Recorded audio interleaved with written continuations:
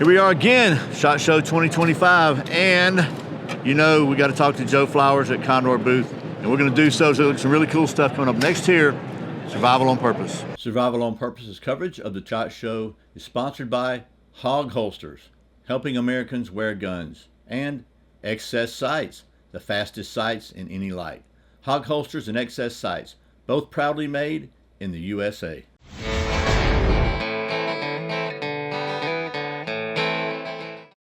Welcome back to Survival on Purpose coverage of the 2025 SHOT Show.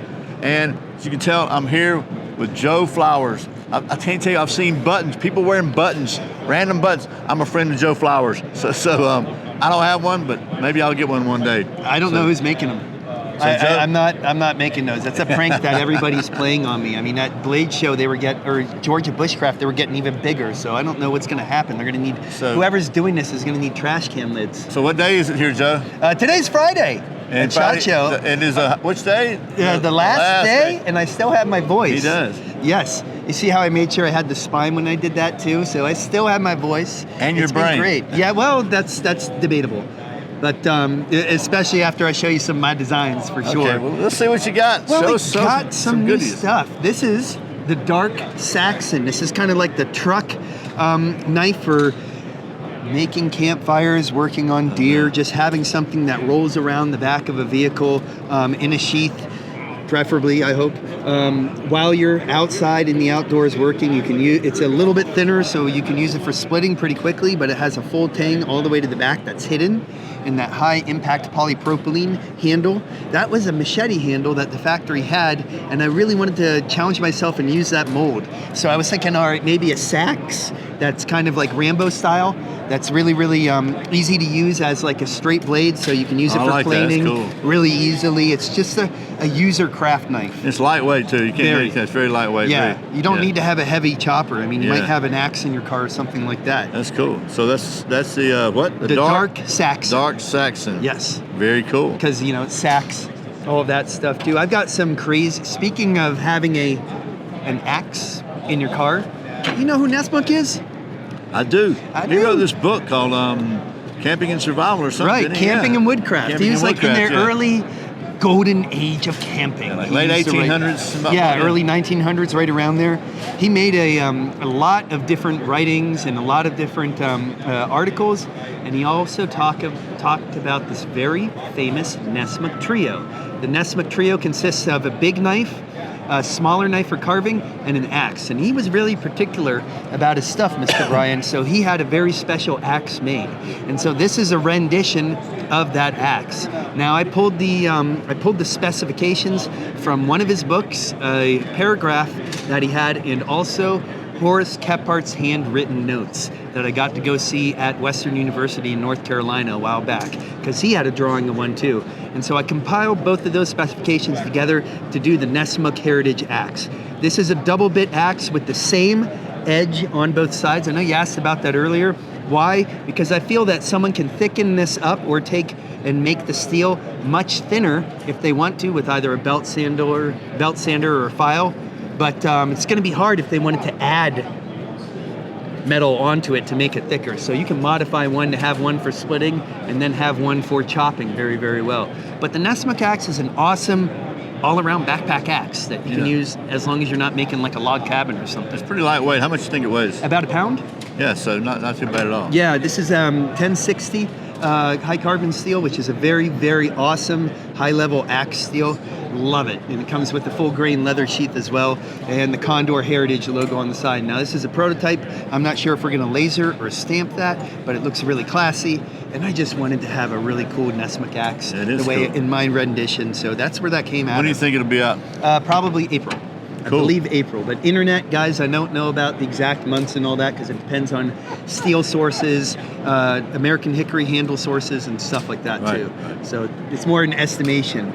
Now I know you love it when I bring big blades near your face, right? Yes. So here's yours. It wouldn't be a Joe Flowers thing without it. I can bring one next to your face now. Yeah, that was actually really close. Sorry. Anyway, we have tons of tourniquets and stuff here. We're good. I don't think you can tourniquet heads though. I don't think so. I'm messing around. This is the Terrai Kukri. So this comes after the Terrai series. The Terrai was a really cool compound grind. I have one actually right around here, and it came out this year in gray. Look, did you see how slowly and carefully I brought out Yeah, that one because that was closer to some other stuff. So now we have a Terrai kukri utilizing the same handle. We don't have a compound edge. We have more of a kukri convex edge, and it comes with an injection molded sheath that we're still working on. You can see that we have different colors here. It's full tang, full hidden tang. You can see that the tang comes out the back here, but you can't see it over the top. So that's the hidden part about the tang. So these are a little bit lighter weight too for a machete instead of like a kukri style that's normally pretty thicker. Have you reviewed a lot of kukris before? I reviewed a few, and I reviewed one from Nepal. It was like that thick. Yeah, like a third of an inch thick. And so this is more of like a hybrid. You know, there is a reason why they're that thick too. It's because they're making them out of really thick truck springs when they're from Nepal. That's 5160 spring steel. This is 1075 spring steel. They've known this steel forever, and they know how to heat treat it well. Yeah. Talking about another hidden tang knife, this is the Condor Ghostlight. Now I designed this to be that same high impact polypropylene handle. It also has a hidden tang as well. It has a rounded Scandinavian edge and a false edge on top. I put those 3 channels, those 3 canals, these 3 fullers in there just to give it homage to a lot of Caribbean machetes that I've seen in the past too. Now this isn't the exact sheath, but you'll see it does fit into this one. It's going to be more or less that same style injection molded sheath, but this is for a different machete, a different knife, and it fits inside that handle very well. So that's the Ghostlight. It's going to be a lightweight bushcrafting knife design. Yeah, I like that blade shape. I like that curve. Yeah, it's different from something like, say, a pterosaur where it's straight on that line. There's so many different ways you can present a bushcraft knife when you design it. It's really, really invigorating to think about that. And sometimes I go a little bit crazy when I design. So, introducing the Condor Gigan from watching way too many Godzilla movies. There was a very distinct monster in there. It's one of my favorite monsters of all time. It looks like a chicken. Was mixed with a chainsaw, basically. Chicken from outer chainsaw. space. And I thought that was a cool idea to help make me a little bit motivated to try and do a small kind of a Gnunting style, Ford swept tip style machete. So this guy has micarta handle, 1075 high carbon steel, convex edge. The handle on the back here was from a different machete, and I wanted to kind of make it a little bit smoother, so we have this flicking motion here in the back and still be able to use that in front. I'll let you flick that around too, because you can cut me all you guys want. Sharpen the tip up here, so you really got. Yeah, really this is piercing. a prototype. We're going to make this a false edge up here. If you see at the end here, it's a little bit false right there, just to make it a little bit safer when you have a long wieldy machete just like that. So this is the Condor Gigan, new for 2025. Gigan, very cool. I like the red fuller. Yeah, the red fuller kind of symbolizes the eye of the robot monster and all that stuff too. So it's something different that we could do. Definitely. Now that is something different. Yes, definitely. There's a really cool story with this too. This is the Condor Zopo. Zopo de Mayo is a type of leafcutter ant that's all around Central and South America. I got to meet it when I was in El Salvador camping one time, and I ate it. Because it's a delicacy, but I found out they actually have to fry it first and make it a little bit nicer. I just went all caveman and thought that was pretty funny. And so I wanted to make kind of a Pical style bushcrafting knife. Now, it's for that style of martial arts that I don't really practice that much as far as knife fighting goes, but I was thinking about this more from a bushcraft aspect. This is the prototype, so it's going to have a Scandi edge right here, and then this edge is a more utilitarian edge for opening up boxes, cutting wire, things that you might want to damage your edge with too. It's got it can be faced over both sides, multiple use or multiple grip handle with a pry bar on the back. It comes with a Kydex sheath that's really easily stowable too. And if you look at the ant itself, the Zopo ant, you'll see it has this mandible shape because I looked at all the scanning electron micrographs of that animal's head and tried to mirror it after that. Because I have a zoology degree and a minor in entomology, I kind of nerded out over this and thought it was a really neat inspiration for this blade. So it's kind of like a combination utility knife, self-defense knife, and a little bit of a bushcraft knife too. That's Which cool. you wouldn't think of, especially in a forward-facing karambit style. And so I think it's fun to kind of push the barriers and Yeah. kind of combine stuff together to get some really, really interesting, unique things out there. That's really, really pointy.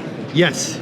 I mean, like, wow. We had a couple of different other names for it too. Someone suggested the witch's finger and some other things too. And so now I have to design a witch's finger. Pretty cool, yeah. Now this isn't my design. This is my good friend Gorn Mikalovic. I take people down to South America to the Colombian Amazon jungle on my bushcraft global trips, and my best friend and business partner down there, Gorn Mikalovic, is also a knife maker and a designer and a user. So he came up with this spear style that goes on the top of a wooden shaft pretty easily. It's able to flex and open, so it grips it very, very well. There's a hole on the bottom to have it tied onto the stick if you hit like a large animal like a caiman and it breaks off, so you can still hold on to the string. He knows what he's doing when he's spearing. He doesn't mess around. So that's how he designed this, is because he knows what would work. Yeah, so it's those are sharp. Yeah, this is a piranha. This is called the piranha spear. And if you're wondering, piranha kind of tastes like catfish. They're a white, light meat. To me, personally, they're pretty tasty though. You know, I don't think I've ever wondered that, but now Now you I never know. Now I don't have to. Yeah, just in case. There's another really cool fish called a dormilon down there, or wolffish, and it's really tasty too, and it has some really crazy looking teeth as well. And if you hit this right, you get a really cool sound out of it. Here, hit. Oh, it does. You gotta hold it lightweight or hit it on the glass. I can hear it. Wow. Just careful not to stick your Like ear. a tuning fork. Yeah, careful not to stick your ear when you do that, guys. You pierce your ear with the proper technique, not with the spear. Very, very cool. So, Mr. Survival on Purpose, where can we find out all your information? Oh, they know. If you don't know, Subscribe yeah, right now. But where can you find out about these knives? And that's at Condor TK. Correct, CondorTK.com. You know your stuff, so man. anyway, Awesome. if We're going to have to hire him to do all our marketing now. If you wouldn't want that. If you're watching this video, though, you know what Google is. You're on the internet, so I encourage you to check them out. Joe, thanks again, man. Thank you. It's been wonderful to see you again. Saving your voice for us. Absolutely. The last day. Hopefully I'll see you at Blade Show too, right? You probably will, since I'm about 30 minutes away. Excellent, excellent, excellent. Well, tell me anything that I can do to help you out, and if you want to review anything, you let me know. I'll do it, brother. And thank you for watching Survival on Purpose coverage of the 2025 SHOT Show. Remember, survival's not an accident, so be prepared. I'll see you next time.